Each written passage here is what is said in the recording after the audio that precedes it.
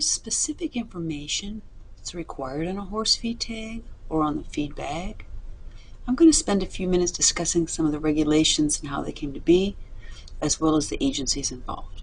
We'll cover the definitions of the terms used on the feed tags, examples of the information that must be on the feed tag, and we'll look at feed tags that provide additional information. We'll finish with what information you won't find on a feed tag, even though it would be nice to have, and some of the most common misuse of the information on a feed tag.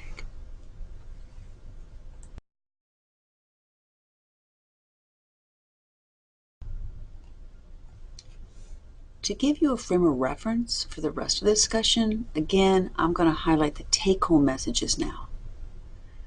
An understanding of the key nutrients that your horse needs clarifies what on the feed tag is most useful information and which is least useful.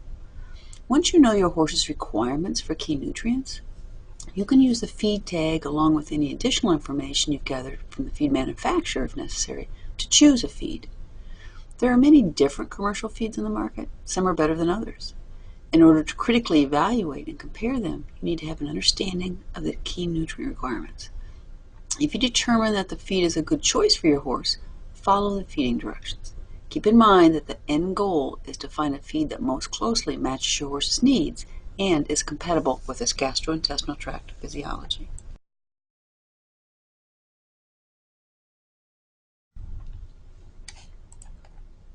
In the earliest 20th century, 1906 to be precise, prompted by unlawful drug problems in the meatpacking industry, you might recall Upton Sinclair's book The Jungle about the meatpacking industry and the problems associated with it.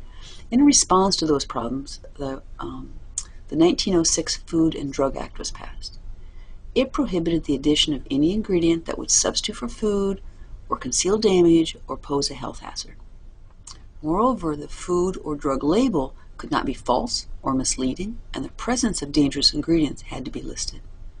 These are really things that we take for granted now, but if you look closely at the 1885 advertisement for toothache powders in the upper left-hand corner of the slide, so here we have toothache powders advertising, and what you see is they indicate that they provide instantaneous relief.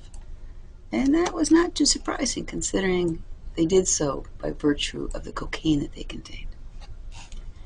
A little over 30 years later, Congress passed the U.S. Federal Food, Drug, and Cosmetic Act, giving authority to the U.S. Food and Drug Administration to oversee the safety of food, drug, and cosmetics. Under the FDA umbrella is the Center for Food Safety and Applied Nutrition, which regulates human food products, and the Center for Veterinary Medicine, which regulates animal feed products. The FDA, as a federal agency, works in cooperation with the AAFCO, the American Association of Feed Control Officials, to facilitate that the regulation of animal feeds is as uniform as possible from state to state.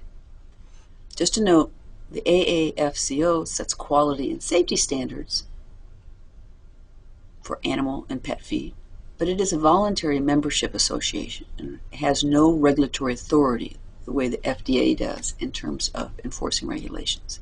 Instead, the AAFCO works cooperatively with the FDA to accomplish those common goals.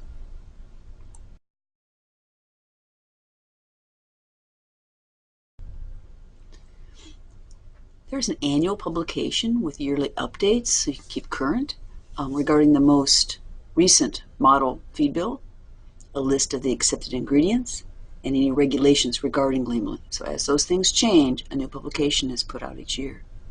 The intent is to maintain good management practices regarding the integrity of the feedstuffs. It's going to be included in products. The vast majority of states comply with the AAFCO standard format for the feed label. Although the exact content of a feed tag may vary somewhat from state to state, there are certain values that are considered mandatory. The AAFCO plays an important role in inspections, product registration, and mill licensing.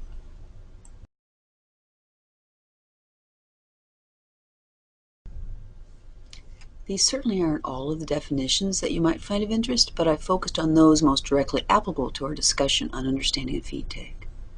A feed ingredient is any part, constituent, or combination or mixture added to and comprising the feed. and that might be grains, milling byproducts, supplemental vitamins, minerals, fats, etc. A feed is an edible material which is consumed by animals that can contribute to energy or nutrients to the animal's diet. So think key nutrient requirements. A food additive is any substance intended or expected to become a component of the food, alters the characteristic of the food, might be substances used in manufacturing or processing, packages, and storing.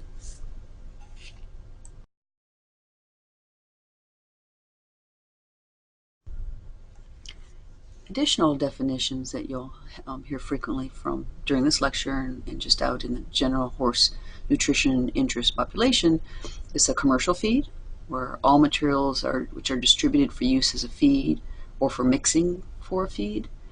They don't include the unmixed whole seeds, or those that have been physically altered that remain unmixed. So we're not talking, if you go to the feed mill and get a 50-pound bag of rolled oats or cracked corn, those would not be considered commercial feeds. A customer formulated feed is one where you've had 2 or more ingredients mixed and processed in proportions that meet specific requirements. So you may go to the feed mill, talk to the mill agent and say, I'd like you to create a ration for me using these ingredients and these ratios, and they'll put together that custom formula for you. A concentrate is a feed used with other nutrient sources to improve the nutrient balance. So we talked in the previous lecture about using cereal grains to increase the energy density of a horse's ration. So that would be an example here. They're intended to be further diluted and mixed to produce a supplement or a complete feed. Most commercial feeds marketed for horses are concentrates because they are formulated to be fed with a source of forage, pasture, hay, so aren't usually fed just in their entirety. A complete feed is a nutritionally adequate feed intended to be fed as a sole ration without any additional substance being consumed except for water and probably free choice salt. The intent, or at least the need, is that they don't have to be complemented or combined with a forage to meet the horse's nutrient requirements.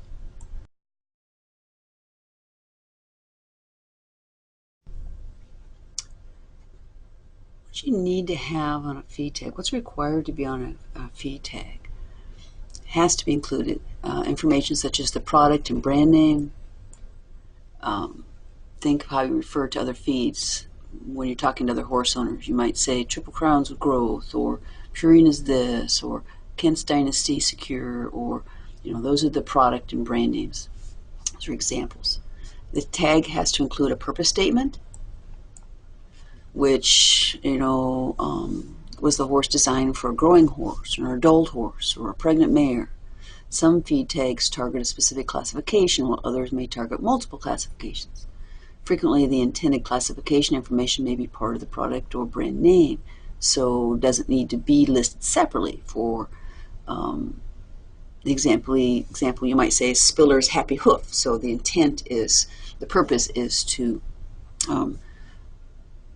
be a nutrient or a feed source that would focus primarily on hoof health. The AAFCO uses terms foal and mare, breeding and maintenance as a category of horse classes. However, a manufacturer is allowed to use more specific and common language in its purpose statement. It might use terms such as juvenile, adult, athlete, or senior, to name just a few. There's quite a bit of flexibility there.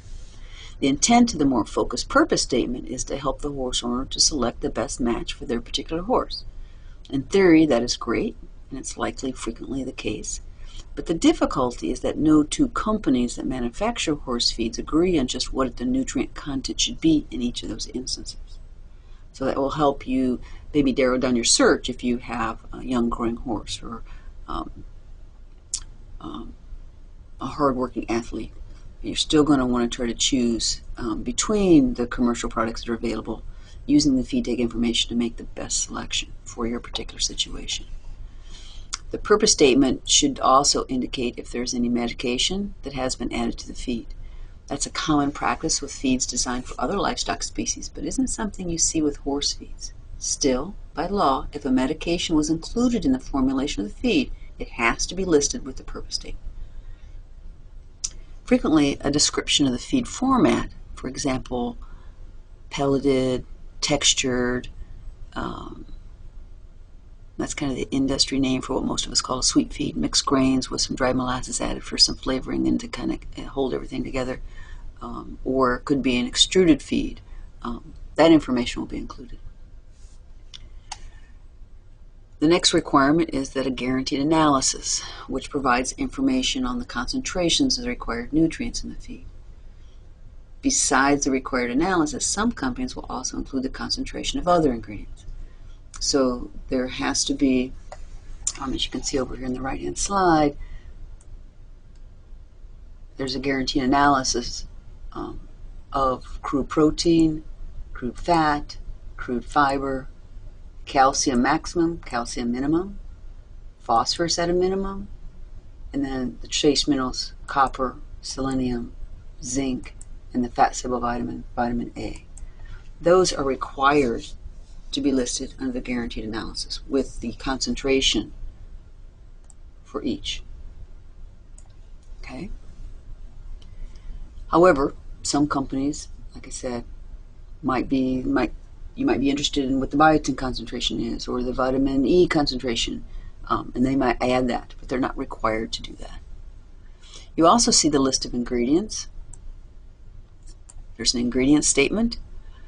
It will include all of what is inside the feed.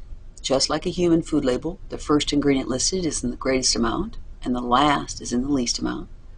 I stress the order reflects the absolute amount and is not indicative of the relative importance of the ingredients, right? It's just based on quantity. You'll also see that the feeding or mixing directions. Here we have use directions. These would be suggested amounts to be fed, the type of forage the feed will supplement. You also might recommend the feedstuffs, so you might see, as you see here, in this particular example, the recommendation or feeding direction is to feed 1/2 pound to 1 pound of feed per 100 pounds of body weight for the maintenance of horses.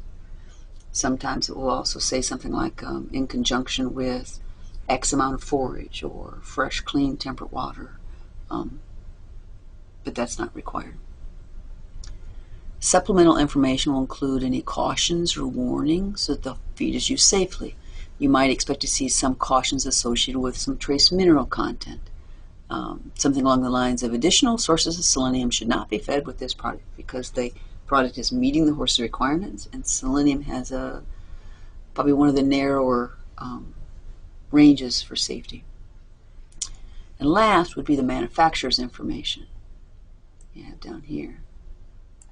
So you have the person or firm responsible for the feed, the quantity statement in terms of the net weight in the bag, where that company's probably headquarters is based. That would be included on a feed tag.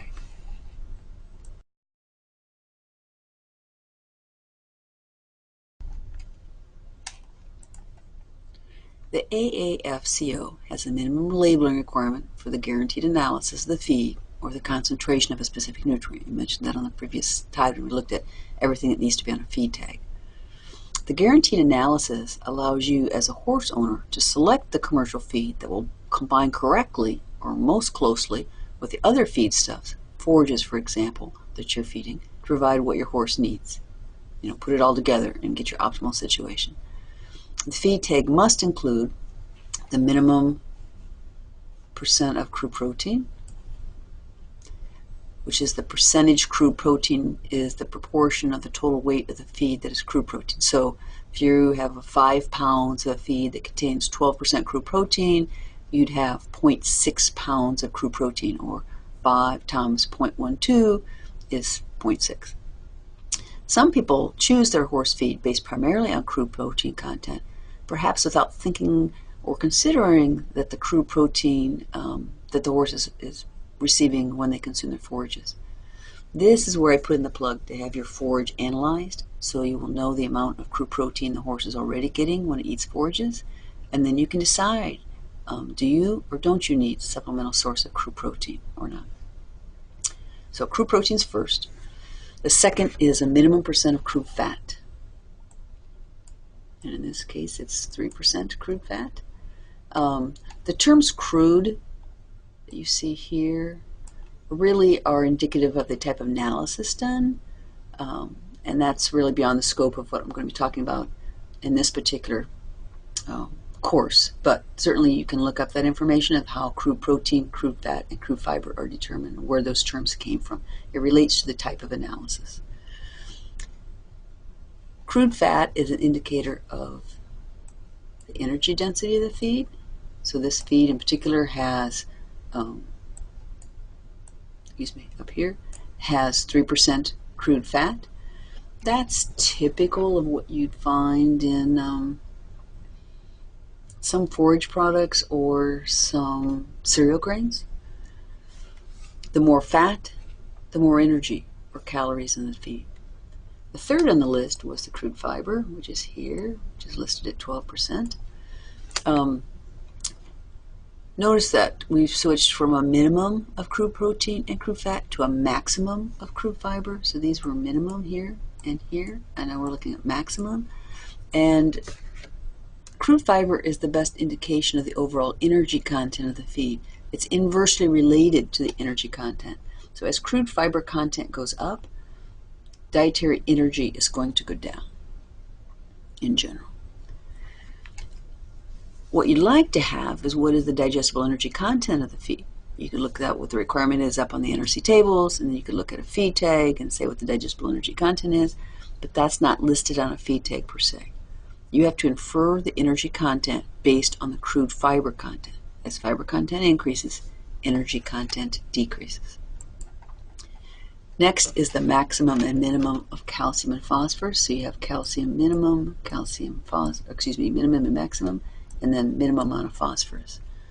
The reason you want to know both the maximum and the minimum of calcium and the minimum of phosphorus is twofold. First, so you can calculate the absolute amount of calcium and phosphorus your horse will be consuming. And secondly, is so you can use that information in conjunction with the calcium and phosphorus content of other feedstuffs, such as forages, found on your hay analysis, to determine if the ratio of calcium to phosphorus remains in that 1.6 to 1 to 2 to 1, which is kind of the optimal. Although they're in the adult horse, you can have more calcium than that in proportion to the phosphorus and probably be just fine. You'll see on the guaranteed analysis the minimum values of the trace minerals, copper, zinc, and selenium. So we're looking at minimums there. Again, so they tend to be limited as opposed to in excess, so they're telling you what the minimum is. Trace minerals are needed in such small quantities that they are listed in parts per million, which is what the ppm stands for here, and that is the same as a milligram per kilogram. So 1 part per million is equivalent to 1 milligram per kilogram. So if you're doing your ration balancing exercises, and for the math, that's the term you would use, milligram per kilogram. The last nutrient listed that's required to be on the guaranteed analysis is vitamin A. Vitamins are listed as international units per pound. So international units refers to a biological activity score. The rationale is that the same absolute amount of vitamins from different sources can have very different biological activities. And really what you want to know is the biological activity. So the international unit is considered the standard for comparison across sources. So some of the feed ingredients are on a percent, some are listed as a milligram per kilogram or part per million, and others are listed as international units per pound. So this is kind of like your mathematical, nightmare. It actually doesn't take too long to get familiar with it and use it, but it is a little bit complex when you're simply just looking at the label. What you'll find is that if you get familiar with what your horse needs, then you can look at a table and easily classify a feedstuff as perhaps being appropriate or not. So we really run the gamut, percentage to part per million to international units, and it does take a little bit to get used to, and it's a combination of both the metric system and the US system of measurements. I'll add a personal opinion here. The essential nutrients excuse me, that I find to be the most variable in terms of their inclusion in horse feeds are selenium, iodine, which you won't see here, and vitamin E, again, which you won't see here because it's not required on the guaranteed analysis. I usually start with those when I'm assessing the suitability of a feed.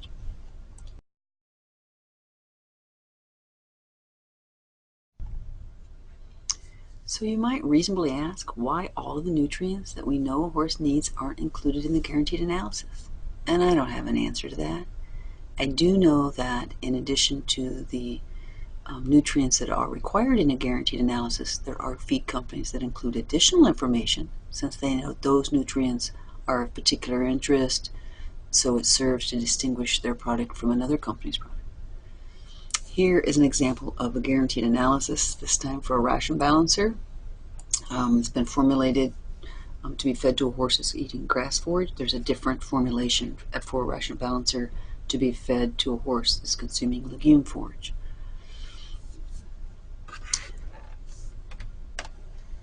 I've indicated with arrows the nutrients that are required to be on a guaranteed analysis: crude protein, crude fat, crude fiber, minimum maximum calcium, minimum phosphorus, the three of the trace minerals, copper, zinc, and selenium, and then the fat soluble vitamin A. But you see, they also have additional information they have guaranteed in terms of content. So you have lysine, threonine, and methionine, 3 amino acids that are considered the most likely to be rate limiting in a ration a horse fed a traditional feedstuff. You also see the omega-6 and the omega-3 fatty acid content that would allow you to calculate the ratio, the quantity as well as the ratio between them for your horse's ration. So there are certainly, ascorbic acid, vitamin C's here, vitamin D. There's a lot of other nutrients that are not required that can be and are included in some companies' guaranteed analysis. Does every nutrient in the feedstuff have to be listed in the guaranteed analysis? Obviously, we've seen that they don't.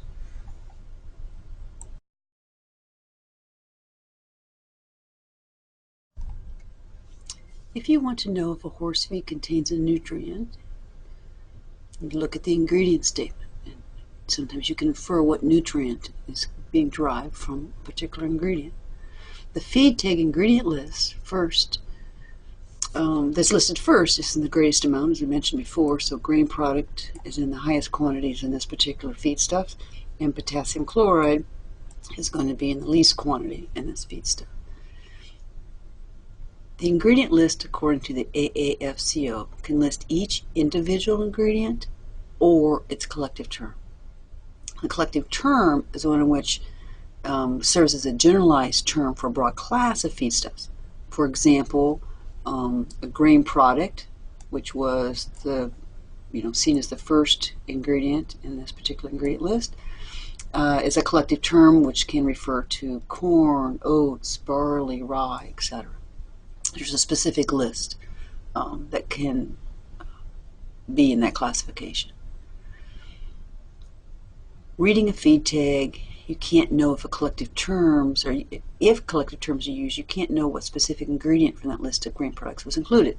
So if it talks about forage products in it, it might be alfalfa, it might be flax, it might be something else. Roughage products might be beet pulp, oat hulls, soybean hulls, etc. So the collective terms don't allow you to know specifically which ingredient it is. There are two reasons why the term is vague. First, it allows the feed manufacturer to choose which grain product, in this example, will satisfy the guaranteed analysis. They may use it, that choice may be based on keeping the cost down, it may be based on terms of keeping the quality up, or a combination of those two. A collective term also makes it harder for a competitor to copy the recipe. Another advantage to the manufacturer is that it doesn't need to print new feed tags or feedbacks if the choice of grain product actually changes. So what's available changes, they can still provide a certain crude protein, crude fat, crude fiber, etc., and keep the feed tag the same by adjusting the formulation. This approach is sanctioned by the AAFCO, and it helps manufacturers keep costs down, which is an advantage to the horse owner. But it can make it difficult for horse owners to evaluate the feeds, especially since the AAFCO does not allow reference to, say, quality or grade of the ingredients that are included in the feedstuff. There are some states, such as Florida, that require a complete ingredient list rather than the collective term approach. Remember, there are state-to-state differences. There might be other states that do that now too. As you can see on this, there's water-soluble vitamins, some B vitamins, the water-soluble vitamins are characterized in this region. So they're listing the very specific ones. You also see ethylene diamine dihydroiodide, which is a source of iodine that is water soluble. It's a water soluble salt with a high bioavailability. There are other sources of iodine too, so you might see on a feed tag calcium iodate, etc. If you don't know what ingredients are being used, if you don't know the concentration that's in there and you want, you can always call and ask. Sometimes they're more than happy to tell you. Other times it's proprietary and they won't. If I want to know how much iodine is in a particular feedstuff, which I usually do, since it's a required nutrient, it's not required in the guaranteed analysis, but it may dictate which feed I purchase or recommend. If a feed company would say they weren't able to tell me, I probably would just move on to a different feeds. But I'll have to tell you that each time I've ever asked, they've been more than happy to tell me. So I would not hesitate to call if that information isn't available on their website or on the feed tag, and see if there's not someone there who would be willing to answer your questions. I've always found that they've been very cooperative.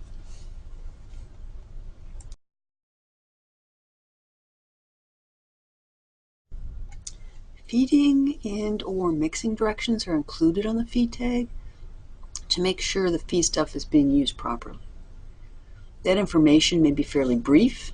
You see that here in example 1, or where they're just saying how many pounds to feed per 100 pounds of body weight. They're also recommending that you feed good, clean hay at a certain rate per 100 pounds. Or it might be a bit more detailed, as you see in example 2, when they're talking about looking at horses of different weights and at different levels of activity. You might have a chart for feeding amounts calculated based on weights in mind, depending on the group of horses that you're talking about feeding, and then you can use this information to help guide those decisions. Note that the directions are based on weight of the feed and not the volume of the feed. They also require that you know the weight of your horse, but luckily now there's an app for that. You need to keep in mind that the feed stuff will only provide what the feed company has determined it puts in its feed stuff, if you feed it according to the directions. If you feed less than according to the directions, because your horses may be getting fat, and so you cut back on a commercial product, that also means you're feeding less of the other nutrients. You'd probably be feeding less protein, less mineral, less vitamins, whatever that feed stuff actually contains. By feeding less, you're reducing the quantities and in essence diluting the nutrition of that formulated feed product. You accomplish the same thing by dilution if you add another feed stuff on top of it. Say you feed half as much of the recommended commercial product, and you balance out the other half of the recommendation with, say, straight oats or beet pulp. Now you've changed the balance of nutrients in that ration, and you need to address that, make sure that you're achieving your goals. But what you'd really be doing is altering the balance of nutrients that an equine nutritionist used when they formulated that feed. So you want to be cautious about doing that. It's not something we usually recommend. You do have to wonder, though, what do the feeding directions tell you? What do you do with that information? If you follow the directions, the feeding directions, Does that mean all of the horse's nutrient requirements, at least for those nutrients included in that particular feed, are met? The answer is sometimes yes, sometimes no.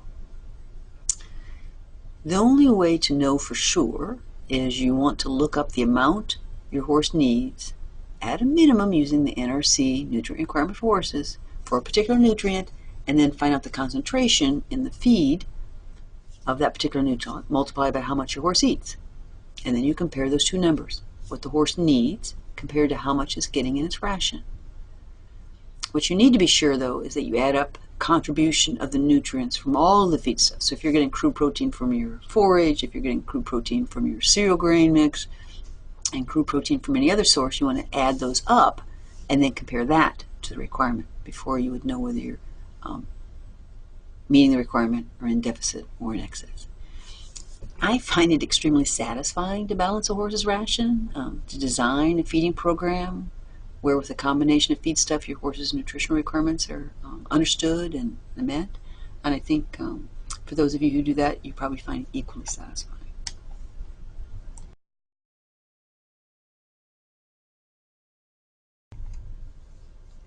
A couple more examples of feeding directions, this time for complete feeds, which you recall are feeds that should be able to stand alone without any other feed stuff and meet your horse's nutrient requirement, with the exception of water, and we'll probably add limited access to salt.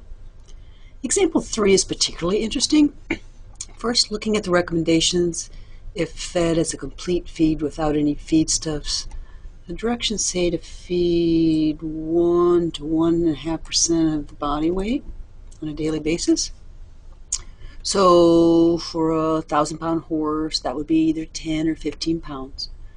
And I'm here to tell you that you should not limit your horse to 1% of its body weight in feed, really, no matter what the circumstance. Not healthy for the gastrointestinal tract. Even if you're providing sufficient caloric intake and nutrient density that all the requirements, technically the key nutrient requirements, can be met, the gut is emptied too much of the time. It's not a good situation. A 1.5% is considered the safe minimum. And even then, you'll have an unhappy horse because, again, you're going to have periods of when the gut is not full. Aside from that, the range of what is acceptable varies by 50%, so either 10 pounds or 15 pounds. So does 10 pounds meet the requirement and 15 pounds is that much more, which is better than too little? However, the directions also state that if you feed the complete feed as a grain concentrate,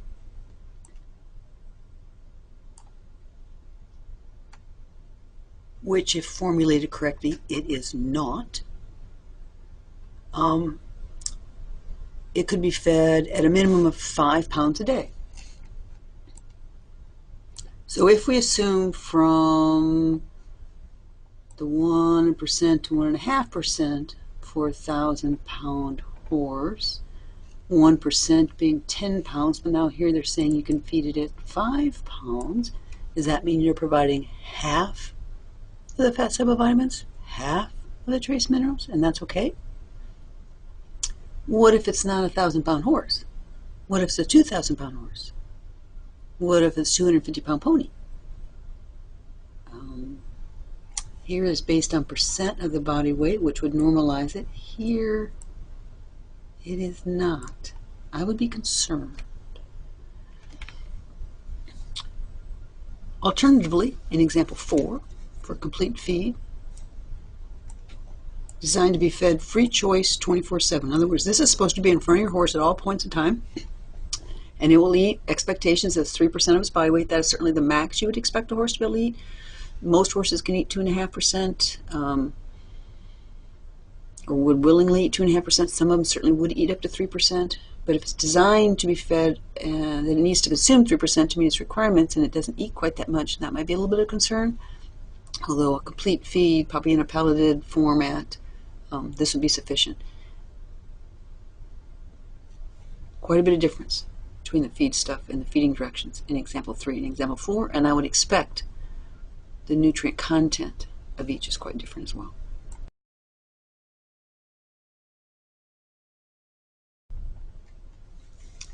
So there's a lot of information on a feed tag. We've already mentioned some of the information we wish we could have but don't. We usually start with wanting more information on dietary energy when we're formulating a ration. And you'll have noticed that the dietary energy content, is not on a feed tag. We mentioned that. And that makes sense, really, since to determine the digestible energy content, it would be necessary to empirically establish the digestible energy for horses of all age, all physiological conditions, activity levels, so on and so forth. It would be quite a challenging task. But you can get an indication of the energy content of the feed based on the crude fiber. I mentioned that earlier. In this chart, you see how the feedstuff with 2% crude fiber could be expected to contain 2% crude fiber. Could be expected to contain 1.62 megacals. And here you see on a per pound basis. I'm usually referring to on a kilogram basis. Certainly a kilogram basis is what the National Research Council tables are based on. So you have to do the math conversion, right? 2.205 pounds for a kilogram. So you need to make the change. But in terms of the pattern, you see that as crude protein content increases, energy density decreases. They're inversely related to the other. If you get above 12% crude protein at the bottom of this table, it's no longer the best indicator or practical guide for estimating energy content. So once you get up higher, you're really looking at high roughage component rations, and an estimate of the digestible energy isn't as likely. But keep in mind, if your horse is thin, it needs more energy. If it's fat, it needs less. So it's one of those ones that you can judge fairly quickly. There's a little bit of, people have different ideas of what's fat and what's thin. You can use Henneke's body condition score 1 through 9, however you want to determine it, but you want to watch your horse's weight. You don't want them too thin, you don't want them too fat. Also on a feed tag, you can't tell the exact ingredient content of the feed or the feed formulation. So they have, the greatest quantity to the least quantity. They have a list of the ingredients without the quantity involved. There's no indication of the quality of the ingredients or the bioavailability of the ingredients. Just how available are each of those feedstuffs. They're in the feed, but can the horse make use of it? That information also is not included on a feed tag.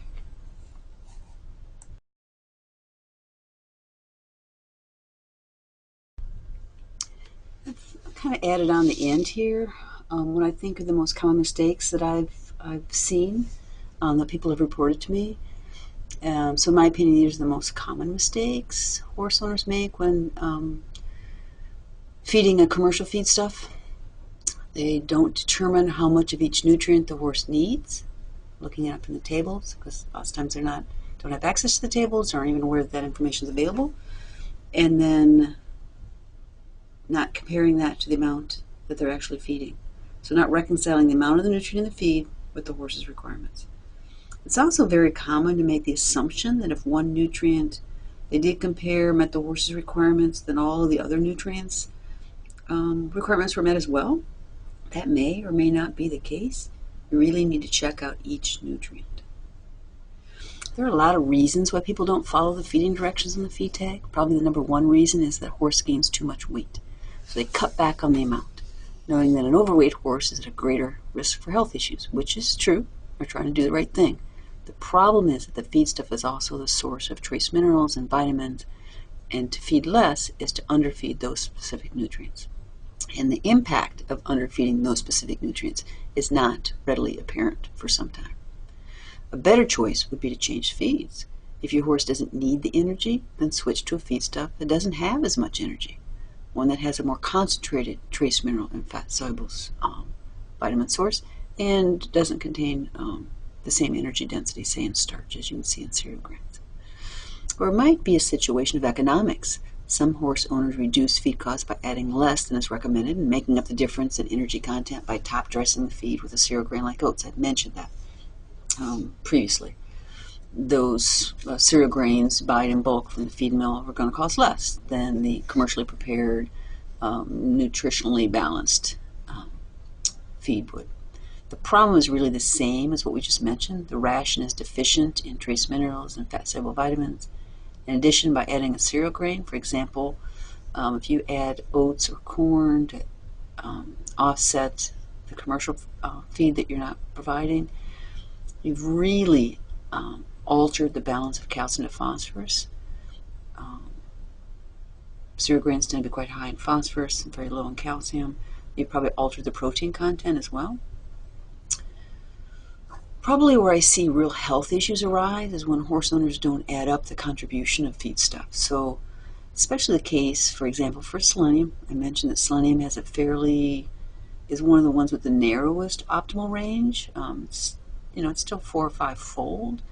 But if you feed more than that 4 or 5 fold the requirement, so you say you feed 5 times the requirement, the ability of the horse to excrete the extra selenium is overwhelmed, and the horse will suffer from selenium toxicity. If you're feeding it 5 times the requirement, it's probably going to be a kind of a chronic toxicity, and selenium will accumulate over time, substitute for sulfur and amino acids, and eventually you'll notice some problems. If it's 10 times, your horse will probably suffer quite immediately from acute selenium toxicity, which has been known to kill horses quite quickly. This isn't the case so much with the more traditional feedstuffs as it is when supplements that contain selenium are added to the regular ration. Sometimes more than 1 or 2 or more supplements that contain selenium. Cautionary information on those products should indicate the need to be concerned about the total amount of selenium that's in the diet.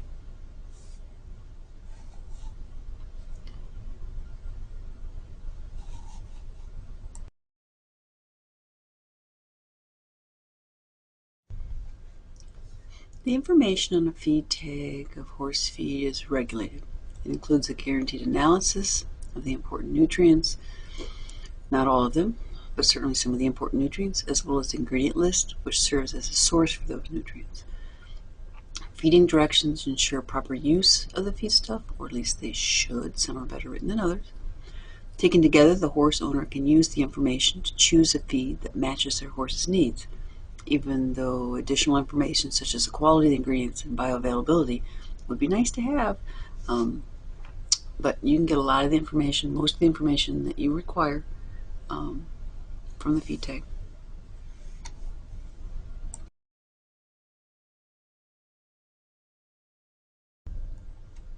So, a quick review again of the take-home messages from understanding feed tags. You want to know what nutrients your horse needs. Look it up in the NRC tables of nutrient requirements. Use the information from the feed tags or the feed company, or both, to choose a feed that matches those nutrient requirements as close as possible. And be critical when evaluating the suitability of a feedstuff for your horse. Look at each key nutrient as you understand it, compare it to your horse's requirements to make an informed choice. And then, if you found a feedstuff that does that, you would want to follow the feeding directions. The end goal is to find a feed that most closely matches your horse's needs and is compatible with its gastrointestinal tract physiology.